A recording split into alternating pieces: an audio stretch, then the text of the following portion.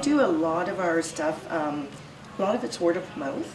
We have a lot of employees that not only work in the community but live in the community. We advertise quite broadly. We advertise with new immigrant agencies as well to make sure that we reach the better part of the population that would really serve our needs and meet the needs of the clients that we serve. Pinecrest-Queensway really feels that it's very important to reflect it's our community, the population, the demographics, and we know that we have a very large new Canadian refugee population.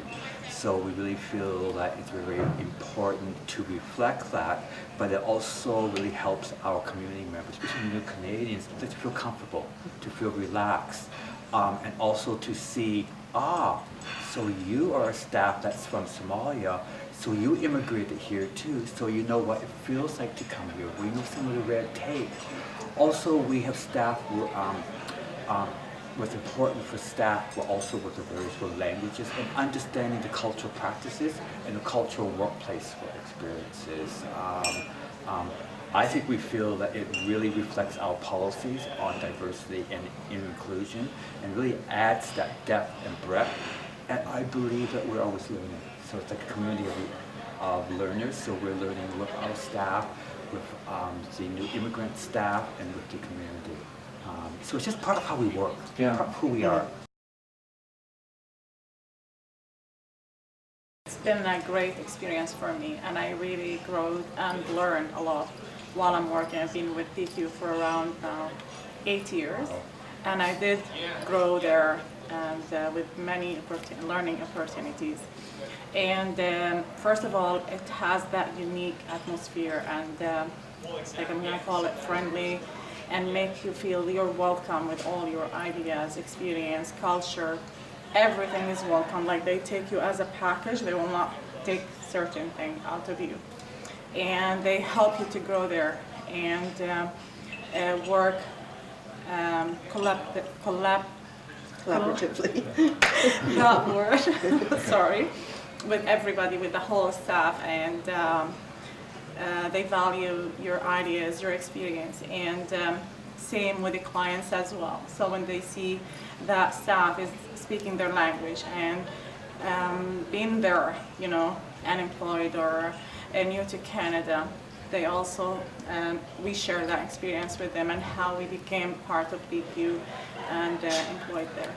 I also want to say, I think what probably really helps is that PQ has really strong policies and procedures, which have really integrated the language of diversity, and really talks about the importance of having your voice and being included in decisions we're making. But I've also noticed on the hiring committee, whenever we're hiring, that I believe that the committee itself, it represents the diversity of the community, and the questions are really gauged more around a lot of cultural practices, cultural outcomes, and I don't know if that was really helpful, like it was when we went through the process. Yes, and also cultural awareness as well. How, you know, so we have staff from PQ who ask, okay, how is that works? What is it, you know, and all these kind of questions, and we were able to share that. So it really helped to create that awareness and that respect for your culture and where you're from and, you know, practices and stuff, you know, to be part of that agency. Well, it's through workshops and trainings, and we like food. Like we like parties, so we're always celebrating. Yes, and that's just natural. It's not having a one a year diversity celebration. It's just a part of who we are. On a day-to-day basis. And I noticed as a staff, I was born in Canada. WAFA has taught me a lot, and we've talked a lot about children. Yes, absolutely. WAFA has taught me a lot about different cultural practices. So it's that kind of mutual understanding and that mutual connecting. And my story with WAFA is, WAFA, like you started going into the ECE program. I taught in the ECE, and that you and I were mentoring each other around your education. So it's not just with this work, but it's with that growth and development. And maybe Debbie can talk about our professional development and with opportunities for staff to do ongoing training. Oh, absolutely. We have a very